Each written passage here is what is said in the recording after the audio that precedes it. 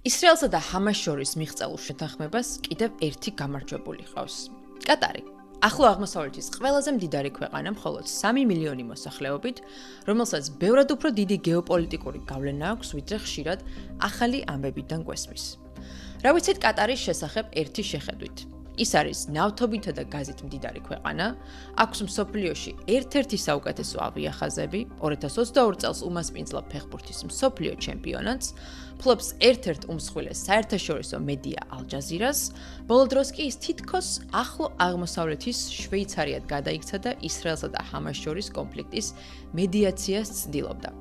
თუმცა 2025 წლის სექტემბერში ისრაელის ბომბი კატარში ჩამოვარდა, რომელიც ჰამასის ლიდერებისადმი იყო მიმართული, მაგრამ კატარის შიდა სახალხო უსაფრთხოების ძალების ერთ-ერთი წევრი იმსხვერპლა.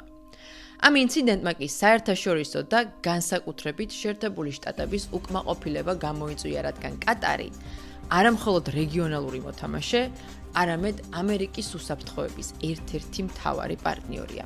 რატომ და როგორ გახდა პატარა და ერთდროს უმნიშვნელო ქვეყანა კატარი მსოფლიო გეოპოლიტიკის მნიშვნელოვანი რგოლი?